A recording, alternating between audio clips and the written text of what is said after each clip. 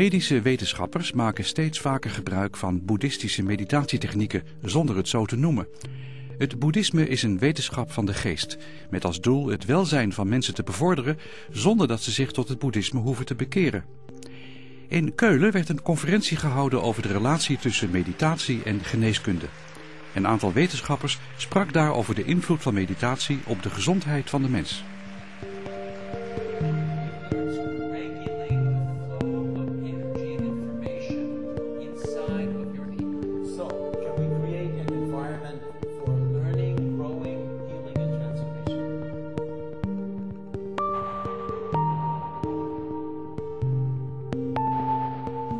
Gross level, what they say, many points are very matching with Buddhist belief or Buddhist science.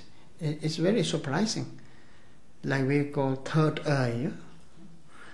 Third eye, we're pointing here. And we also talk negative energy is this side. Positive energy is this side. A Tibetan terminology we call Lej Lung. Karmic wind, wisdom wind. So, especially in tantric Vajrayanas practice and the modern science, how they explain about body and mind and brain, certain levels are very matching.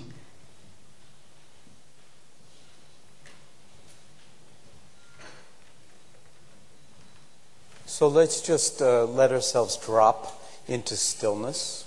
Sometimes I use a tennis ball, but I forgot it this morning, to just drop the tennis ball right into this moment. Establishing yourself in a posture that embodies dignity and wakefulness. And as I said, just dropping into the present moment. Opening to the sensations of the breath moving in and out of your body. And feeling it wherever it is most vivid in the body, whether that's in the belly, in the chest, or at the nostrils, or for that matter, a sense of the body as a whole sitting here, breathing.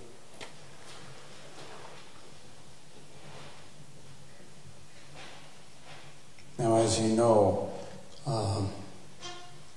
I'm sure, even though we're focusing on the breath, the invitation here is to really rest in awareness of the breath. And if we were going to say what is really important, it's not so much the objects of attention, whatever they may be, but the attending itself, the gesture of awareness.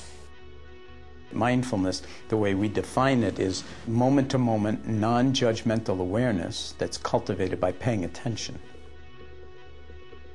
I am the founding director of both the Stress Reduction Clinic and the Center for Mindfulness in Medicine, Healthcare and Society at the University of Massachusetts Medical Center. And this is relevant because the Stress Reduction Clinic, which I founded in 1979, has spread around the world in a form that we have named mindfulness-based stress reduction, and using Buddhist meditation without the Buddhism, so to speak, to bring the heart of this form of wisdom practice into mainstream medicine and healthcare.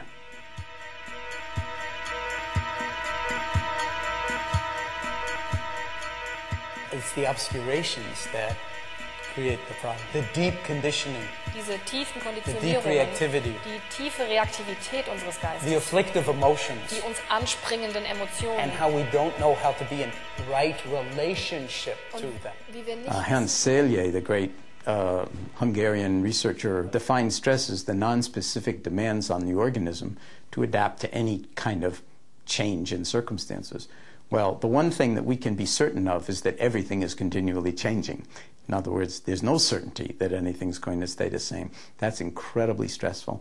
So the more we try to keep things together, you know, the second law of thermodynamics says that things are not going to stay together all that long. The human life is not all that long. And so The real challenge is not to get rid of stress, but to understand something about stress and how we react to it and learn to respond more mindfully rather than to react completely mindlessly and automatically and mechanically. And that's something that can be taught in kindergarten. And the earlier it's taught, the better, because, you know, a lot of the chronic diseases actually start in childhood. And the stress of, say, airplanes flying over school buildings, for instance. I mean, it's demonstrated that in schools that are under the flight paths of the Los Angeles airport, for instance, the kids have higher blood pressure than schools that are in the suburbs that are not under the flight paths. And whether it's fluorescent lights in the classroom or loud noises that we have to tune out, there are stresses all over the place in our society, and we're never going to get rid of them, but we can learn to be in appropriate and wiser relationship to them so that we change the things that we can change in life, and we learn to really adapt effectively to those things that we can't. Otherwise, what we wind up doing is medicating ourselves to deal with all of our emotional and physical stress through overwork is one way to do it. Overeating is another way to do it. Addiction to drugs or alcohol or anything to numb ourselves out so we don't feel what we're actually experiencing. The mindful approach is to move right into and put the welcome mat out for whatever we're experiencing and then find skillful and adaptive ways to work with it.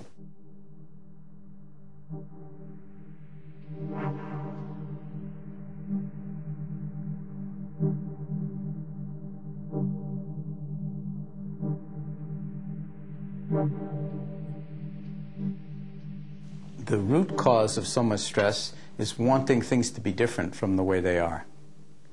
Not having any peace of mind or peace of heart, because we always think that we would be happy if only everything was different. And since we don't control the whole world, then we suffer because our desires are not going to be met. Or even if they are met, let's say, you know, everything is going our way, then we have this little thought that arises in the mind, how long can this last? And then we get depressed or frightened and we'll suffer some more. So whether you have it good or you don't, the chances are you're going to wind up, you know, stressing yourself. Now, very interestingly, it's been shown recently in a study at UCSF in San Francisco that stress actually accelerates the aging process by increasing the rate at which the repeat subunits of DNA at the ends of all of our chromosomes, which are called telomeres technically, it increases the rate at which they are degraded. And when those telomeres are degraded in our cells go into senescence. They can no longer grow and divide. And so they die. And we are our cells, so to speak. I mean, this is a universe of, you know, trillions of cells.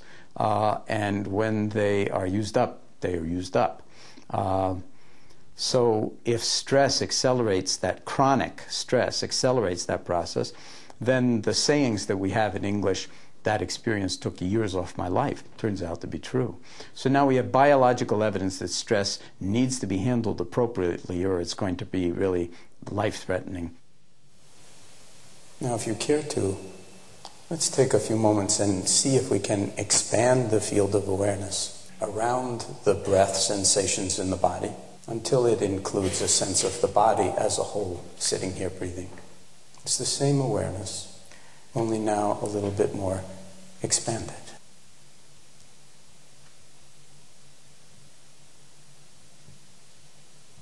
And just opening to the full spectrum of sensations within the body. The breath moving in the body, and to the degree that you can feel it, the air in contact with the skin.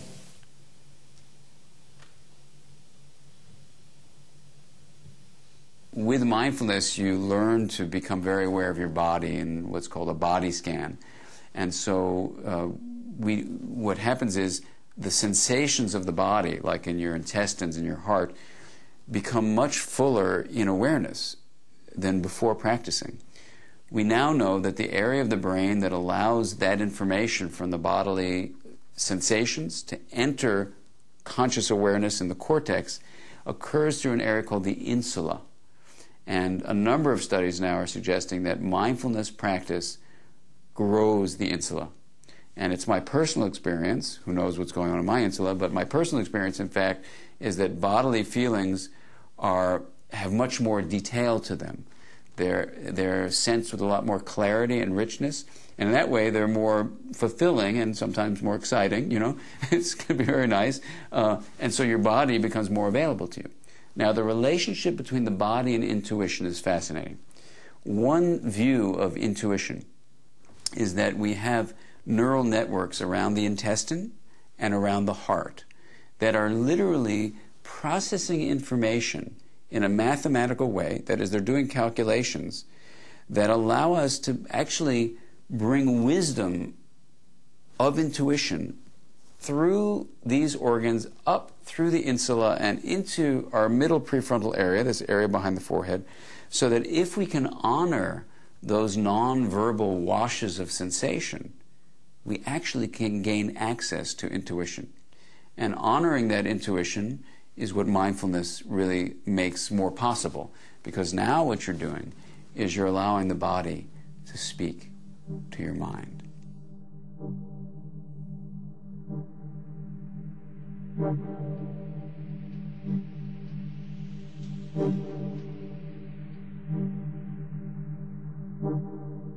What we're beginning to learn from neuroscience is that the way you pay attention focuses neural firing in a very specific way. Step one. Step two is the way neurons fire gives them the opportunity to strengthen their connections. And the details are that when neurons fire, you actually activate the genetic material in one of the neurons to allow proteins to be produced to then lead to the structural shift in the brain. So in mindful awareness practice, what we believe happens is you're using your mind to focus attention in a specific way that activates specific circuits in a special pattern. That pattern that's activated over and over again reinforces the connections among those neurons. So in practice, what you had is what's called a mindfulness state in that moment becomes a mindfulness trait. That's not just when you're doing your yoga or your tai chi or the mindful dishes. It's actually something that endures throughout the day and throughout your life. And when you have a mindfulness trait, what we're finding is that there seem to be structural changes in the brain. So that specific areas of the brain, for example, an area called the insula, which allows you to be aware of your bodily state in the present moment, is thicker in mindfulness meditators. And an area in the middle part of the prefrontal cortex that allows you to regulate your emotions and your attention and is very much involved in relationships is actually thicker in people who do mindfulness meditation. It's just a preliminary study, but there are a number of reasons to believe that actually this mindful awareness practice creates these structural changes in the brain, as well as certain functional ones which have been described as a left shift. And what that means is that with mindfulness meditation practice, you actually have more of what's called an approach state. So even if something's upsetting, with the left hemisphere being more activated, you're more likely to go toward it, explore it, figure it out, not run away from it, as a right activity would have you do, is to withdraw from it.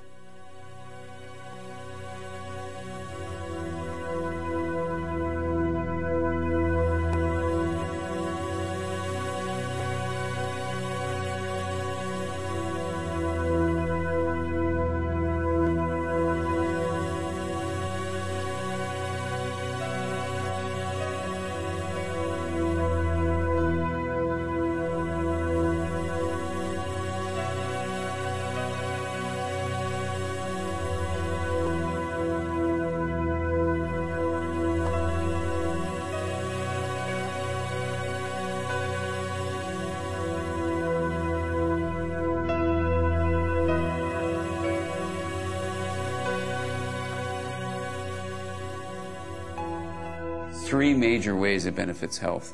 First is physiologically. We know the immune system is helped in mindful awareness practices. We know in some cases that cardiac function is improved as stress is reduced. So in all these ways, physiology is improved, the body. We also know that relationships are improved. There are some studies that suggest that empathy is enhanced, and there's some preliminary findings to suggest that our ability to read the cues of other people and therefore enhance our ability to communicate with them is actually improved. So those are reported findings on relational well-being being enhanced. Finally, there's the mind. The capacity to regulate attention, we've shown in a pilot study at UCLA, even in people with attention deficit disorder, we can enhance their capacity to regulate attention. There are some studies that suggest that preventing chronic relapse in people with depression that's repeatedly occurring is of benefit with mindfulness-based programs. Obsessive-compulsive disorder is improved with mindfulness-based interventions. Anxiety is decreased with mindfulness-based programs. Certain personality disorders, as well as the prevention of relapse of drug addiction. So in all these ways, with psychiatric conditions, there's improvement. And then just in general, for the general population, a sense of well-being and meaning is enhanced, as well as the capacity to have more balanced emotions and to feel more flexible in your life. A lot of the qualities of the mind are immaterial. And in a lot of the measurements, it is again brought to material aspects in terms of bigger or larger. It's very profound, one hand, because Nagarjuna says, Duche Rabdu Matupin, Dumachita Kalatu. Duche is Lu Tashabari Mato, Tashi Chena, Duche Sigenki, Zetu Muji, Temebro. Nothing Dumachi Sigenji Yomari, Lu Tashabarum, Duche Dumachi Niga Lu Tashabar. Lutar. If you want to change the world, and in particular if you want to change institutions like medicine, you have to have evidence that what you're doing makes a difference. And anecdotal evidence has never really been sufficient. Even though from the point of view of a patient, if they say they get better and they feel better than they have in years, you've achieved your goal, and that's, you know, that's really wonderful. But you can't take that and convince scientists, hardcore scientists, that that is anything more than, you know, an anecdote that doesn't have any sort of more global or more general application. But if you do randomized clinical trials, and if you study the nature of the changes using the most refined methodologies of studying the brain and studying the immune system and the various organ systems of the body, and you can show that in an 8-week period of time, people's physiology changes and their brains change and so forth, then if that correlates with the changes in their mind, people say, wow, that's pretty impressive. And that kind of data and those kinds of scientific papers can gradually shift the mind of people who were extremely skeptical that meditation has any place in medicine whatsoever. If I were just a neuroscientist, I might be speaking very differently to you. For example, I might say, the mind is just the activity of the brain. And if I were looking at something like mindful awareness, I would bring this very limited view and tell you that somewhere in this brain is mindfulness. But that perspective is too limited. In interpersonal neurobiology, what we're looking for is something called consilience, or the parallel findings across different disciplines. So, for example, when we look at the way communities function, or the way cultures are transmitted across the generations, we're examining how the mind is influencing the brain, and in many ways how the mind is using the brain to create itself generation after generation. A neuroscientist might say that the brain is what creates the mind, that the brain's activity is all that the mind is.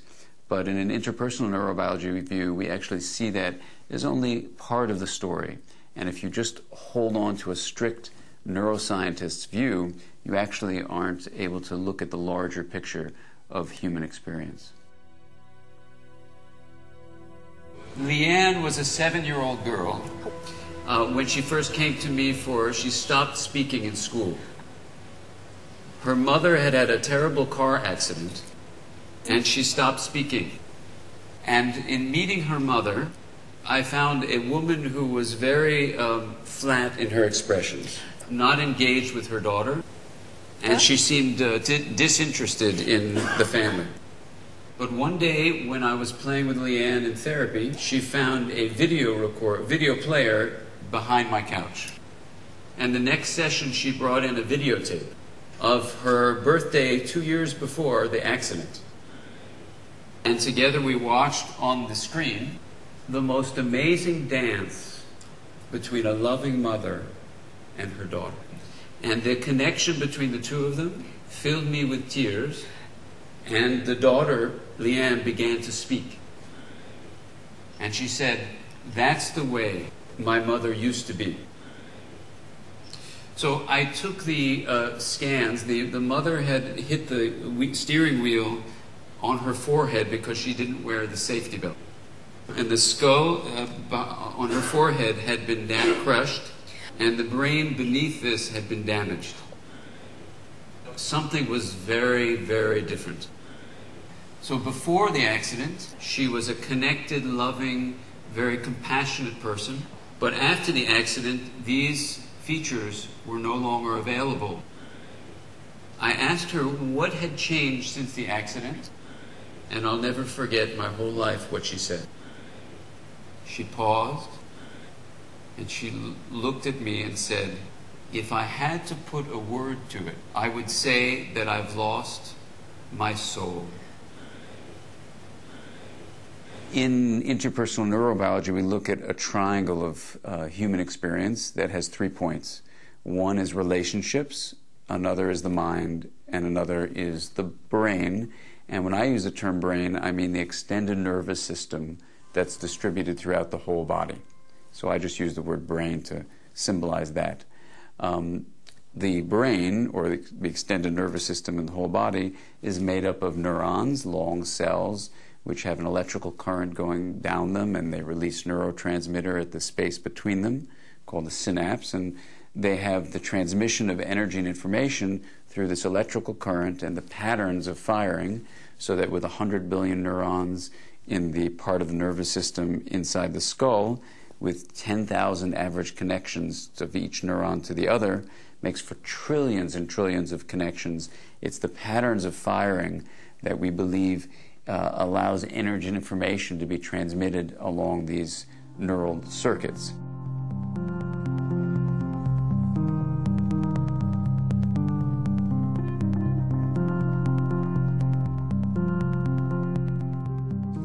The mind, in contrast, is a way that you can say that the embodied and relational process that regulates energy and information flow occurs. And we experience this in our relationships with each other, so it's relational, and we experience it throughout the distributed nervous system in the entire body, so it's embodied. And the key thing for mind is that it's a process that regulates something, and that something that it's regulating is energy and information flow. So, for example, in a culture, we can study how the mind is transmitted across the generations by seeing how energy is invested at certain, let's say, times of the month when the moon is full, and what information is placed into the communication, the shared energy and information flow. It's a way of defining relationships. This sharing of energy and information flow then harnesses the brain to allow the mind to create itself in each of the people that are communicating. So in this view, we kind of see it the opposite in some ways.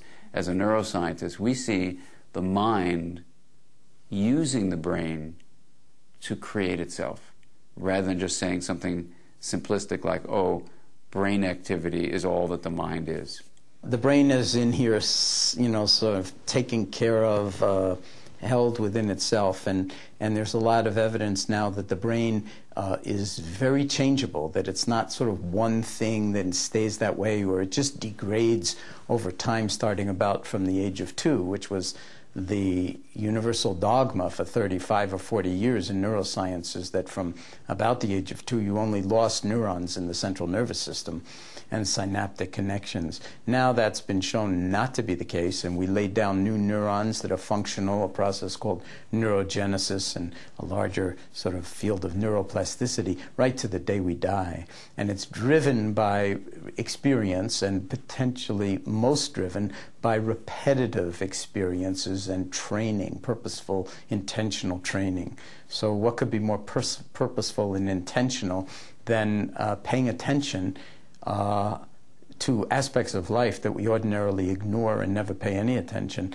And if you do that in a systematic way, there's now evidence that from studying monks and various other people who've been meditating a great deal in their lives, that their brains are very different from other people's. But nobody goes into meditation to change their brain. What they go into meditation for is to open the heart and to have a mind that is not so deranged and unbalanced that it winds up being a source of enormous unhappiness and misery for us.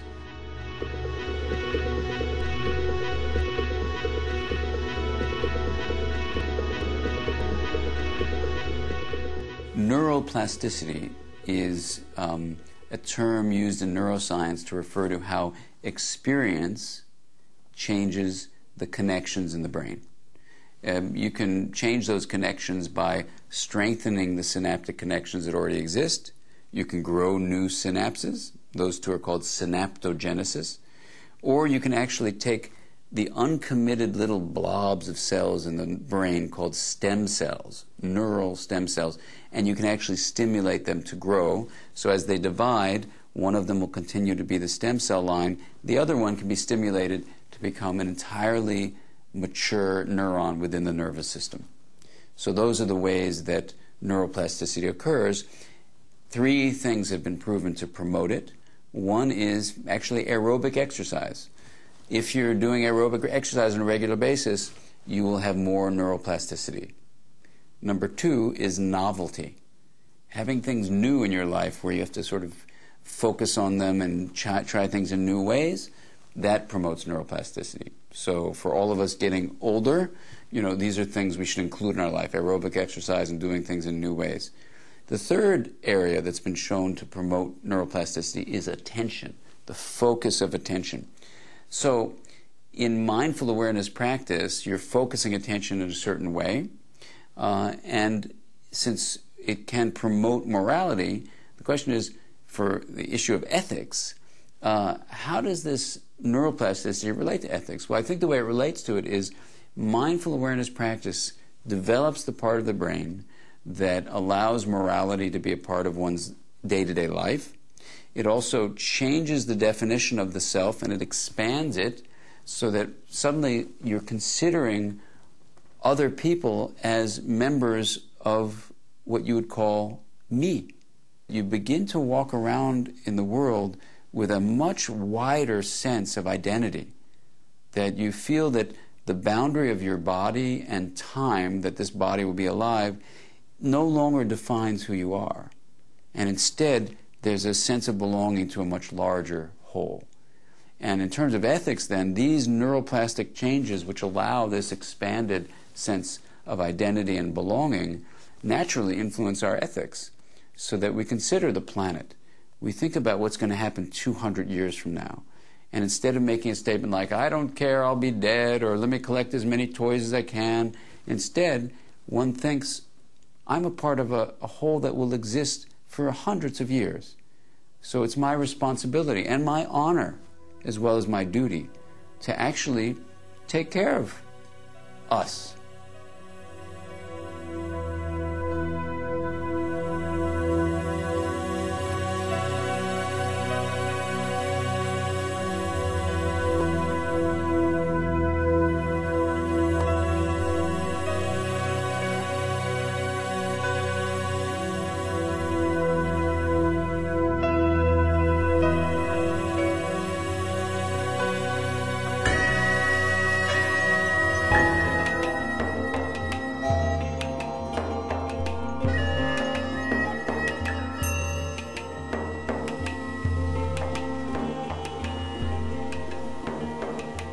Wilt u naar aanleiding van deze uitzending reageren of een gratis programmagids bestellen?